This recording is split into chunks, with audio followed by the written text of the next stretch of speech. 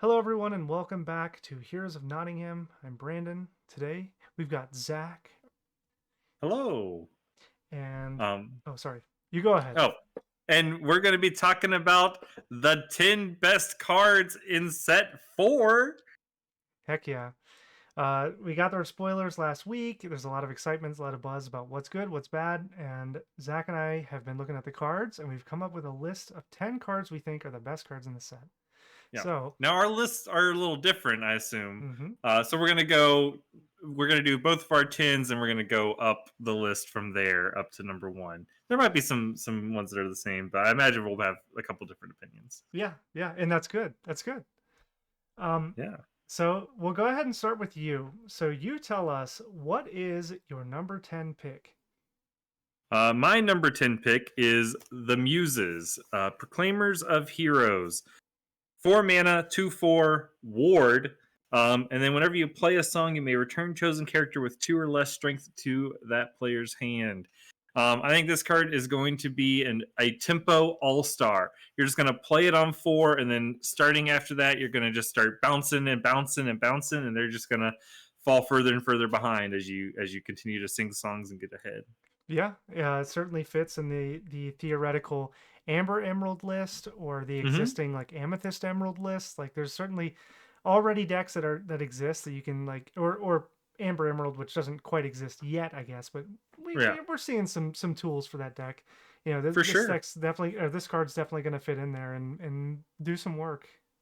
Yeah, even something as simple as playing it the next turn, singing "Mother's Knows Best" to bounce their big thing, and then bounce their small thing in the same turn. You know, Yeah, stuff like that's going to be really good. yeah.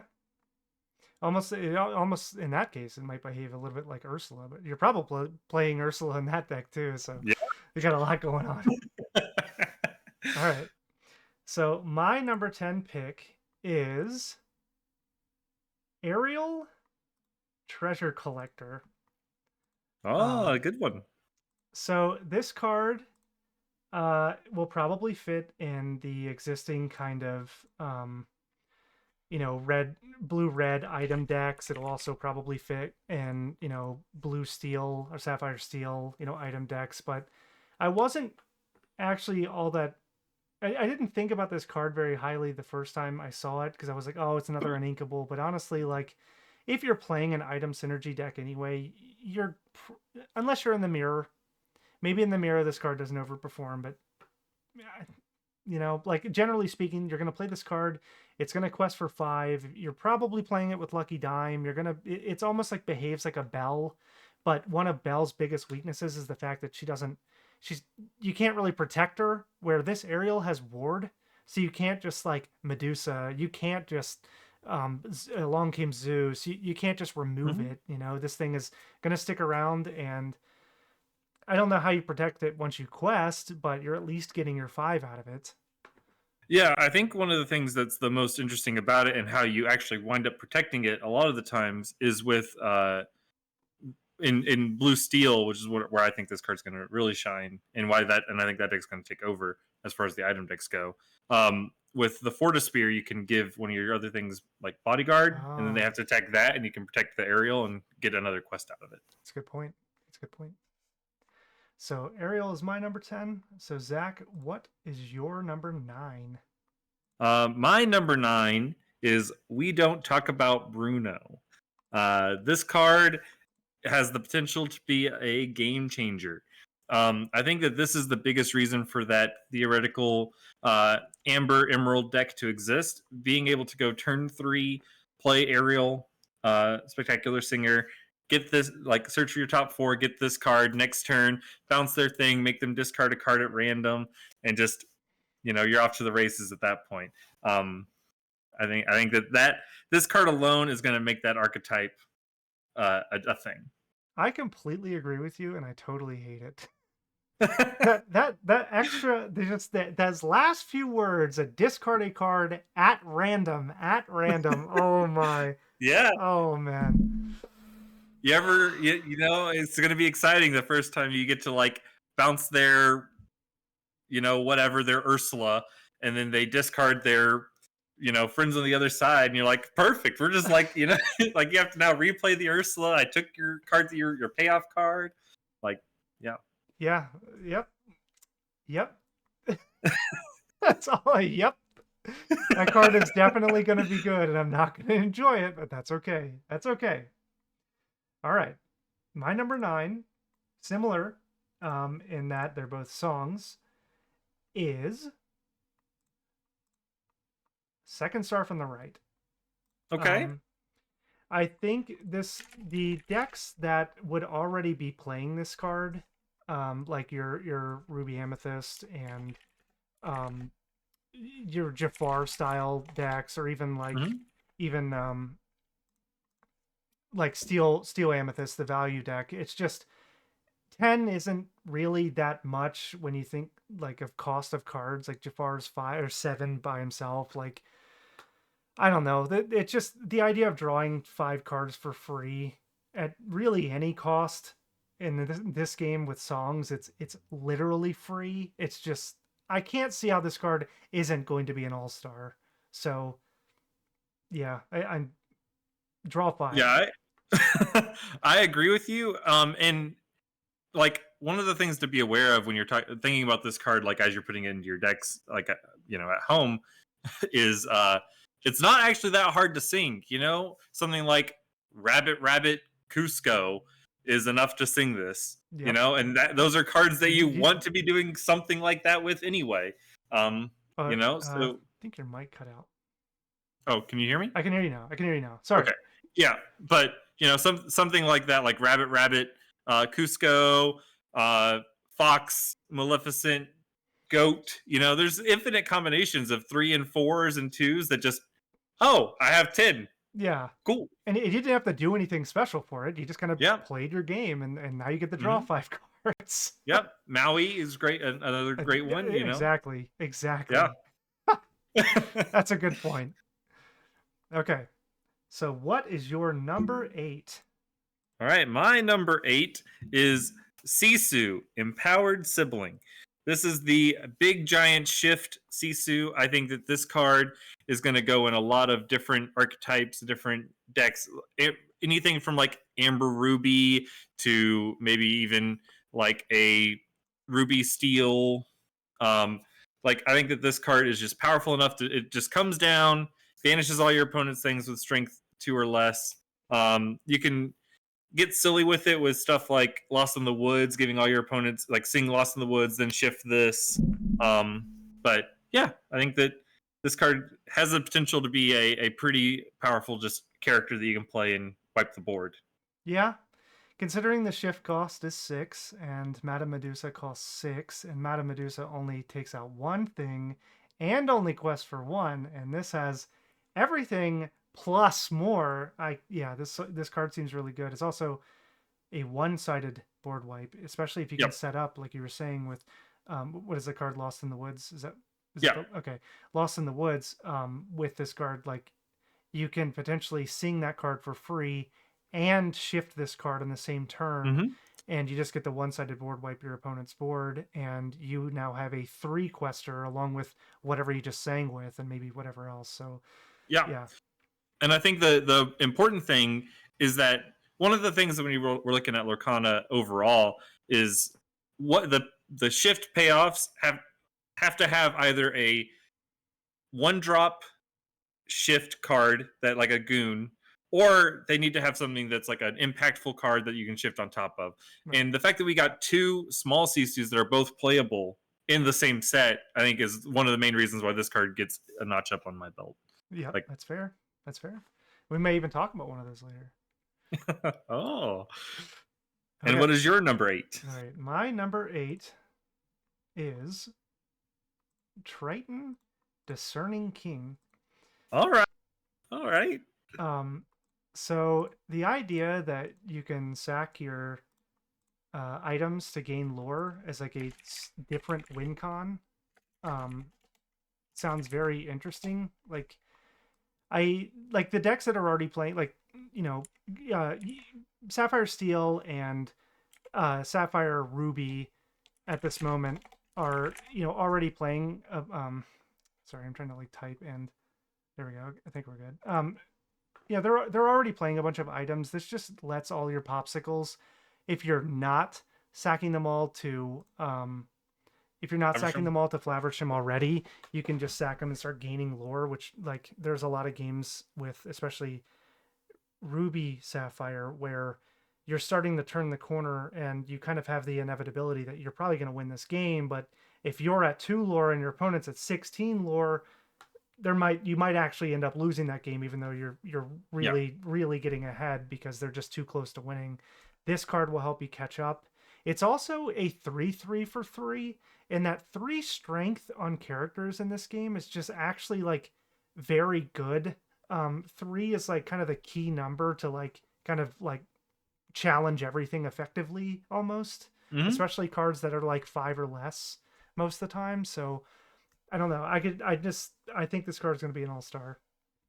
Yeah, I think that that's the biggest point about it. Like the fact that it is just a 3 mana 3/3 on the baseline pulls a lot of weight for this card for me. I really like the both of those ramp decks are really looking for a card to fill that exact spot on the curve. Like most of the time you're playing Fishbone Quill, but you don't always have that. Games where you don't have as much of your rampy stuff, or maybe you don't even have to be as focused on ramp whenever you can play stuff like Triton to kind of fill that curve in, but also double as a late game finisher. Right. Right. Yeah. So yeah, I'm looking forward to it, and I think some other folks are gonna see the power of this card very soon. Yeah. All right. So tell us what's number 7.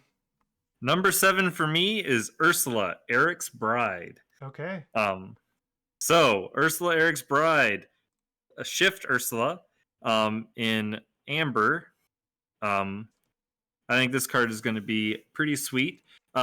Everything you love about the bare necessities. How about putting it on a character and getting that every time you quest?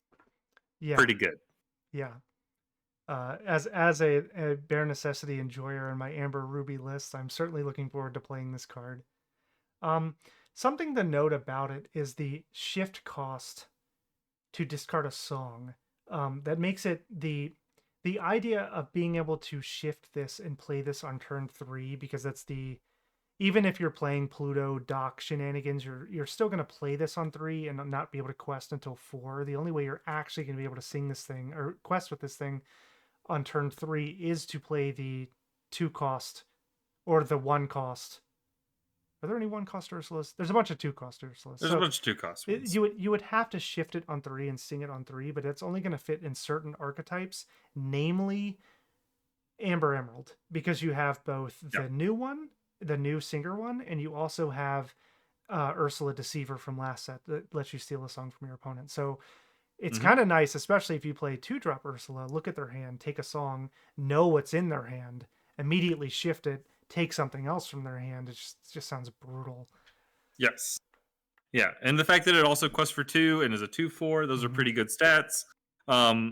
I do agree that if you're trying to shift this Ursula, that is the deck you're going to be probably putting it in, is that Amber Emerald deck. Um, there's a chance that it could also be in like a Amethyst Amber deck that's more mid-rangey. I've seen some of those pop up from time to time.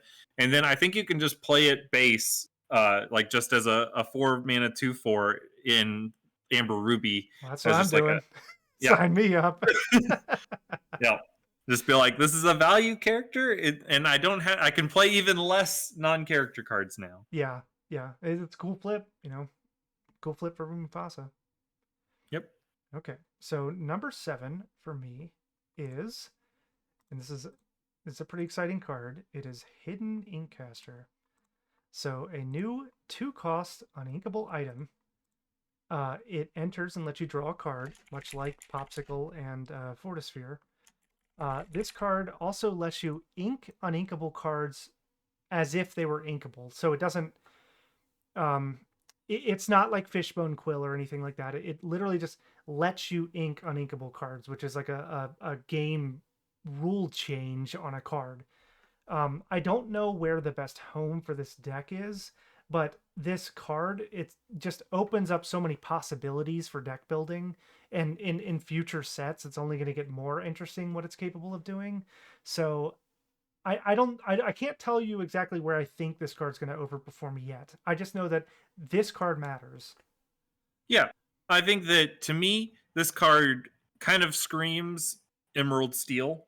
Okay. Um, Emerald Steel kind of wants a card that can kind of just churn, and they have a slightly higher uninkable count naturally anyway, with the Prince Johns and the Along Came Zeus's and um, And Kirk's Merfolk. And, yeah, they just have yeah. so many uninkables in their deck already that Hidden Inkcaster is kind of exactly what the doctor ordered to let you turn some of those non-functional hands into an actual playable hand, where you draw like 3 Prince Johns and you're like, well, whatever. Now you Yeah. can ink one of those and move about your day. Yeah.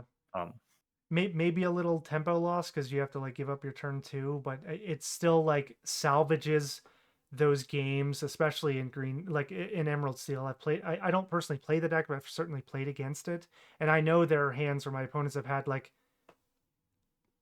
that's game. Like as soon as they look at their opening hand, they just kind of shrug, and it's like, well, I'm just gonna play my game, but yeah, they maybe play like 4 cards by the end of the game just right. because there's so many uninkables, and this is like a safety almost. Yes, and I do think that it's a deck that can actually afford that tempo loss on a turn 2. Because a lot of times what you do in that deck is you go like play a 1, play a 2, and then you can't actually like quest with those anyway because you're True. trying to build to a bigger thing. So taking turn 2 off to make sure that you're functional for the rest of the game, I think is worth it. Okay, that's fair. Yeah. All right. Let's move to number 6. All Zach's right. number 6. My number 6 is the Queen Diviner. Okay. So this card, very similar to Triton, but I think it might Why? actually Oh, almost. hang on.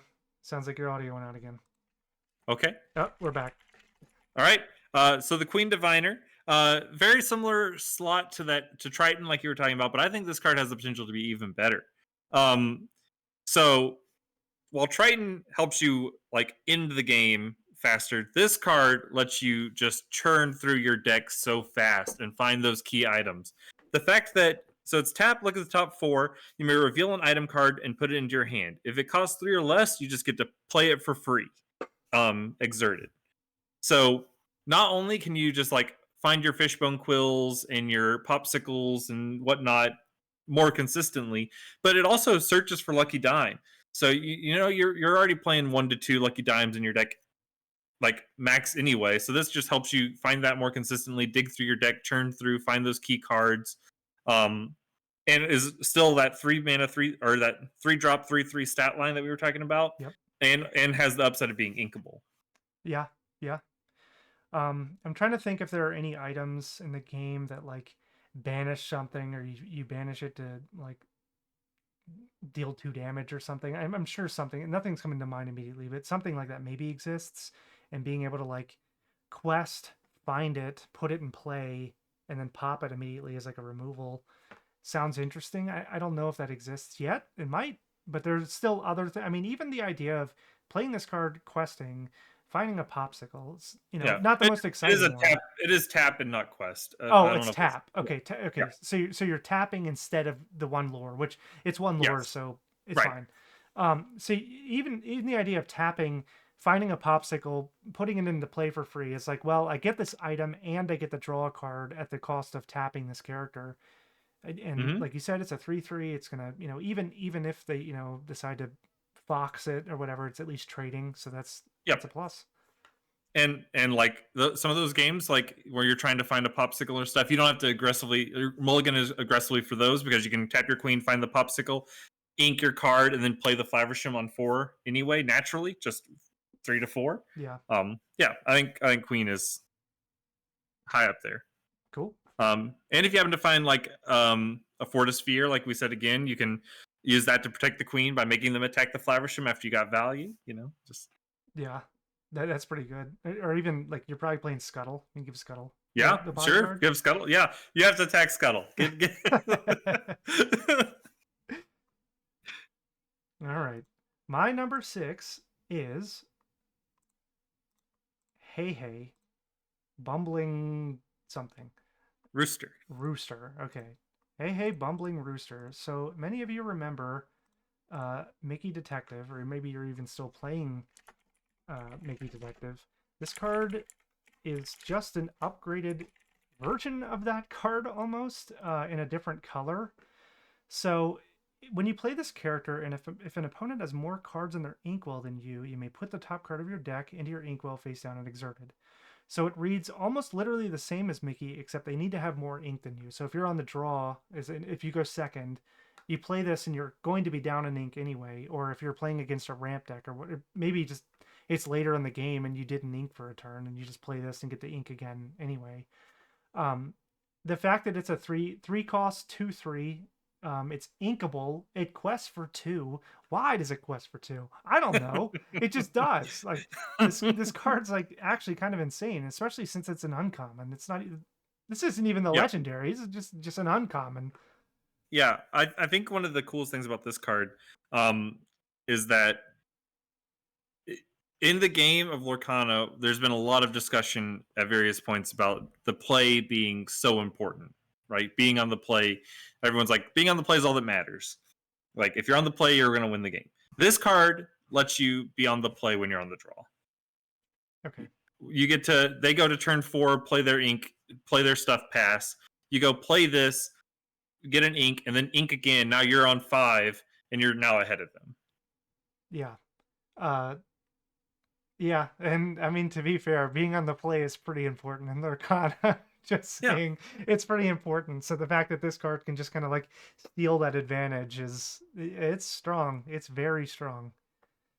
And again, it's an uncommon, so everyone's gonna have them. It's not, everyone that can play this card is gonna be playing it, and that's not a bad thing. But I would be very unsurprised to see a lot of this card coming up. All right. So tell us, what is your number 5? My number 5 is a card I've talked about a couple times now. Fortisphere or Okay. Fortisphere. The new popsicle on the block. I think that this card could potentially single-handedly push it to the where you just de facto play blue steel as ramp. Like having 8 popsicles means that you have basically a 52 card deck. Effectively, like you just get to churn. You start with a lower. You're more consistent. Just everything about that. And also the pay 1, banish this item and give a character of yours discard or bodyguard, sorry, until the start of your next turn is actually a pretty relevant ability. I've already referenced it a couple times of just like being able to protect those key pieces like your Ariel, your Triton, your Queen, whatever. Making them have to attack something else without having to actually put bodyguards into your deck is a really valuable thing. That's true. That's true. Um, yeah, just the fact that I mean, popsicle is maybe kind of comparable because it heals too, but that's more of like a reactive. Like you have to kind of attack and then like heal. This just like protects the thing you want to protect through your opponent's turn rather than like having to like think about popsicle. Like it's just a completely different thought process. But this will protect the cards that you really want to protect to get your game going, to get your engines going. So yeah, it's good. And what is your number 5? My number 5 is this card. It is Under the Sea. So I don't like board wipes because I am a character, or in Magic a creature deck like player. So I like playing characters. I like questing, and racing. This card is much like Sisu, a one-sided board wipe. Um, it synergizes very well with the theoretical Amber Emerald deck with Kita, because Kita is going to reduce everyone's strength by 3. Then you sing this with Kita and something else, and then you just bottom all of their characters. Really brutal. Um, you hope to hit it with, like we were talking about earlier with Ursula, you hope to hit it with Ursula, but there's actually a chance that they can sing this before you can even quest with Ursula. That's like entirely reasonable. So I don't know. This card's going to be strong. I think the the decks that this card is going to be able to exist in are relatively narrow right now, but it's going to be strong in the decks it's good in. Yeah, I agree. I think that the biggest thing to to potentially hold it back is the fact that it seems locked to something like that Amber Emerald deck, and not going to be completely ubiquitous. And it is also a card that can be played around to some extent if you're not doing something like the Kita strategy, right?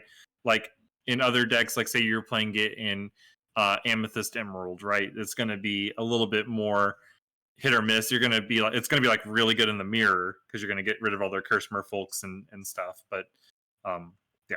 Yeah, you just if you know they're not going to be able to do Kita things, you just play things that have greater strength than 3, and then wait for him to use it, and then play your stuff. You can play around it that way. It's just the raw power of this card is high. So, Yes. Amber Emerald, we're going to see this card. All right. So tell us number 4. All right. My number 4 is Goofy, Super Goof. The 4 mana, 2/4 rusher. Whenever it challenges a character, you gain 2 lore. What?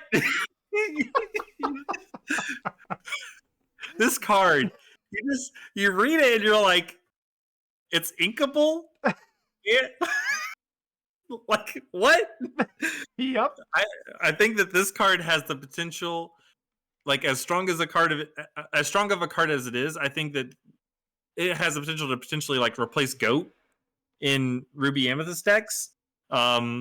It's definitely making the cut in Amber Ruby. Oh yeah. I think that this card has the potential to create like the Steel Ruby archetype. Like they're like this card is just powerful enough that there's like it's going to be a game changer. Yeah. Um, with Pixel Worn Out, and you can test set 3 or set 4 and stuff. I've played with this card as an Amber Ruby player. I look at this card and I'm like, I don't know if we needed this, but I'm ecstatic to see it. I played it and whew, I'm winning games 2 turns faster than I used to, and that was fast. This card makes games so fast. It is so strong. Yeah. Yeah. And like the fun thing is like you also in this set have stuff like Lumiere, the 2-drop. Mm-hmm. And once this becomes a 3/4, you're killing everything. Yeah. Like oh yeah. Yep. Because that 3 strength line, I don't know. We're gonna see a lot of Goofy this set. No question. Any deck playing red is probably gonna be playing at least 3 of them. Probably. We'll see. All right. My number 4 pick is one we haven't talked about. It is Cricky. So, this card is a 5-cost 3/4 in green, a quest for 3. When you play this character, your other characters gain +3 strength this turn. Now, the immediate thought is, in Emerald Steel, your characters can't really fight back. Well, this character lets those little characters fight back if it's necessary, if the game calls for it. Maybe you just play it and you give your other characters +3 and you take out one key character or something. You're still just questing out because you're kind of an aggro deck anyway. So this card not only lets you swing the game on board, but also you quest for 3. A quest for 3. Quest for 3. And it's an entire just board swing. I don't know. This card is very strong. This card's very strong. Yeah, I mean this card is probably going to make its way into most Emerald decks, especially something like an Emerald Steel. I think it also could be a good reason to play something like a Emerald Ruby. Like there's a pretty good chance that deck cares a lot about power mattering stuff like actions with Pete Bad Guy and trying to get your characters up to a certain amount of power. The fact that it gives +3 strength instead of like Challenger 3 to all your characters is, I think, actually a really, really big deal. Yeah. Also, it works well with Goofy. yeah. The For sure. Ruby deck. But yeah, card's good. All right, tell us number 3. Okay, my number 3 is another Ursula. This is Ursula Sea Witch King or Sea Witch Queen. So Ursula is the marquee card of the set. You know, it is like the big bad of set 4. You know, this is Ursula's return, and Ursula's back and means business. 7 mana, 4/7, quest for 3, just a massive body. Mhm. Shift 5 for Ursula's just comes down super early. There's a lot of good shift targets now. Yep. You know, between like the 1/4 Singer Ursula for 2, the 2 mana 1/3, the 3 mana 2. There's just infinite Ursulas running around. Yeah. Even like in this set, there's the is it a 2 mana challenger, like a Prince Eric? Yeah. Yeah. The 2 Ursula. mana 1/3 challenger too. Yeah, and Yeah. that's in That's in color. That's purple and purple, so you can play then Ursula in anything, like any color combination you want. And then other abilities. When it quests, you get to exert a character. You get to tap one of their things down. So you get 3 lore, and you get to tap one of their things. Yeah. And then your other characters on the board can't exert to sing songs. Right. So, you know, that's pretty brutal in Lorcana. Like the Lorcana game is built around the song engine, you Yeah. know? Yeah. And Especially just good old Amber Steel. yeah, and just breaking that and just being like, "Nope, you're paying full retail for all your songs until you get this 4/7 off the table." Yeah. Good luck, Amber Steel. Also, doesn't die to Medusa. Also doesn't It's die a to big Medusa. shift that doesn't die to Medusa. That's a rarity. Yeah, this thing just eats Medusa for lunch. Yeah. But yeah, um, honestly, the thing that scares me the most about this card is whenever she quests, she gets to tap something because we've already seen how good Pinocchio Talkative Puppet is, and that's a 2 yeah. cost 1/1 uninkable. It's a really good card, but you can't play too many of them. Ursula's, you can just play 4 of this card, like you just can. You Mm-hmm. just ink it if you don't need it. You can whatever, Yep. but you just quest tap something, you expose it, and then you just Fox it, Maui, whatever cards you're playing, you can just take something, whatever it is you want. You can just tap it, take it. Yeah, for sure. Pinocchio is a great call out. Set 1, Elsa. I was a big fan of the 3-drop Elsa Mm-hmm. that taps to tap something. I thought that card was great. Being able to tap your opponent's things is one of the best ways to break a stalemate in Lorcana. Like there are definitely a lot of games that come down to I'm at like 19 and all I need or 16 whatever 16 and I just need to play like 2 things and quest both of them at the same time. Yeah. And this card doesn't let that happen. Right. Right. They're going to play both their characters, and you're going to tap it, take it, and it just always prevent them from getting those last few points they need. While you're, Mm-hmm. When it quests, it taps. When it quests Yes. for 3, When it quests it for gets 3. to tap something. Yeah, this card's insane. Like, and it should be insane. This is Ursula's return, you know? Yeah. Yeah. It's very, very on point, on brand for the set. All right.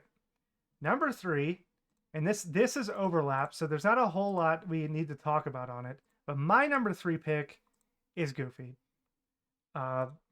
Great card.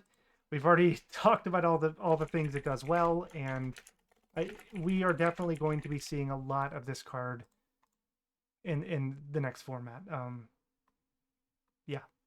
So Yeah. what's your number 2?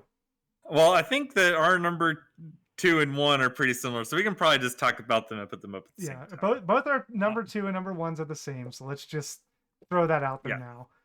All right, number 2 on our quest, and you can say number 1. Number 2 is Mulan Elite Archer. This card was spoiled super early, but this card is just ridiculous. 6 mana, 2/6, shift 5. When you play it and you use the shift ability, it gets +3, so it becomes a 5/6. And then during your turn, whenever this character deals damage to another character in a challenge, deal that same amount to up to 2 other characters. Like, wild, you know? If you get to shift this, like, ever, you've probably just won the game on the spot. Like, Yeah. Admittedly, I've played this card. The one time I shifted it, I got to take their thing and shoot 2 of their evasive characters in the same punch, and it was like, I don't know how they come back from this. Like this card is just so ridiculously strong. Yeah, and the fact that it's inkable and quest for 2, Yeah. there's like no downsides. It comes in, wreck shop, and then just starts chipping away, It's you got know? it's got 6 willpower too, which is, 5 is kind of like a vulnerability point because of like in Along Came Zeus, but 6 you're gonna have to devote like 2 resources to taking it out too. So Yep. it's not even like it just dies to something. Well, Medusa, but we don't need to talk about Medusa. Medusa's Doomblade at this point. It already does its thing Yeah, before Medusa comes you down. That's shift and fine. took some stuff, and they get the fire back with taking your Mulan. It's like a, you know, Yeah. At that point, you've already gotten your, 3 for 1, and you're fine with it. Yeah, and the cool thing about it is like since it just needs to deal damage, you can challenge something that you couldn't potentially kill and kill 2 other things. mhm, Anything they have tapped means that their board is gone. right. If you have the ability to potentially shift a Mulan. Um, the downside for this card and why it's not number 1 is like basically, you know, they can play around it. They can make it to where you don't get to shift your Mulan. They can try to take out your small Mulan so you don't, get the chance to shift it. But there's enough small Mulans now that I think that'll not be very much of an issue. That's true. I mean, you kind of have to telegraph. You're definitely going to telegraph to your opponent, I am trying to shift Mulan, so maybe they can play around it, but also like they can't just not do anything forever. So like at Yeah. some point you're going to turn your character sideways to quest. They're going to have to fight you back on that, and then you just shift and you know, just take the board. Just immediately take Mhm. the board.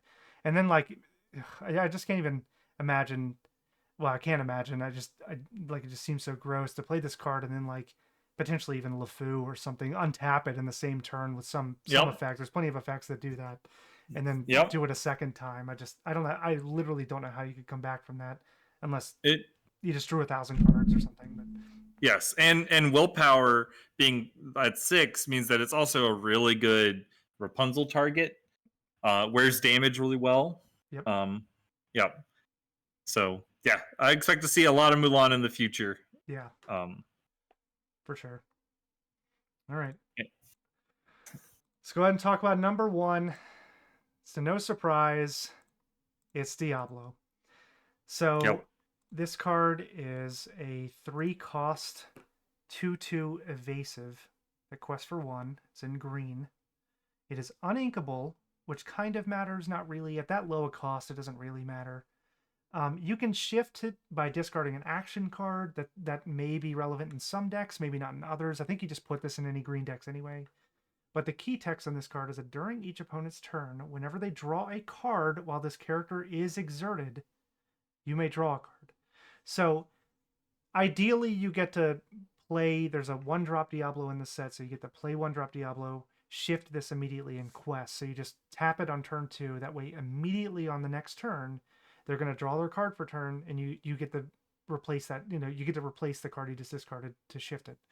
Um, it's very generic in saying that all it has to be is exerted. So like their first card on their turn counts.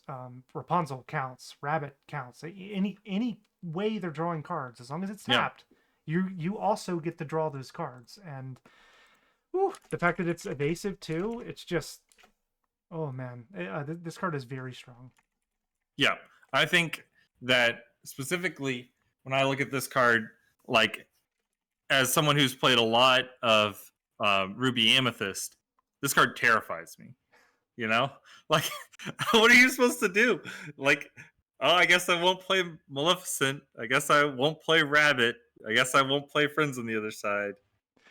Yeah, it's a really good punish card. It's a really good punish card for a lot of decks that are drawing a ton. Any Hiram deck, any Rabbit deck, um, they're gonna have a hard time dealing with this thing because I mean, even then, if you follow up with Minnie Mouse, uh, and then I guess the ideally you'd be crabbing it or something the next turn to be able to take out the Diablo. They've still already drawn like 2 to 3 cards from you just playing the game. Like they didn't have to Yep, do anything. They're just gaining additional cards while you're like trying to figure out a way to deal with it. yep. They've quested for 3 and drawn 3 cards, and you've had to spend your turn not playing optimally to try to answer this thing. Yeah. And they can just also just play a second one on turn 3. Like, Yep. Now, so it's important to note too, if you have to hard cast this thing, which might be the case in many decks, you don't get to draw the cards unless it's tapped. So important caveat, but like probably not. It's not going to make the card that much worse if you can't shift it on 2, because you're still going to draw a bunch of cards in this. Like, yes, I think that there's several players out there sorry, that Mike aren't went out even. There are several players out there that don't even want to play the 1-drop Diablo. They're like, that card, it's a 1/2, whatever. I'm just gonna play it on 3 and it'd be good enough. And I think that that's a completely valid strategy. Yeah. If you don't want to put the 1-drop in your deck because you don't want to play a 1/2, I think that's perfectly fine. Yeah. So, yeah, I don't know. I suppose we can wrap it up here. Unless you want to talk about anything else while we're here? Any of these top 10s? No, I think we covered it, and I'm really excited for the set. I think there's a lot of metagame shakers in the set, and I think it's going to be a great time. Yeah. So thank you, everyone. Hope you enjoyed. This is Brandon and Zach's top 10 picks from Lorcana Ursula's Return. We appreciate you watching. And make sure to follow, subscribe, like the video, like it, all the stuff. Yeah, do it. All right, everyone. We appreciate it. Have a good one.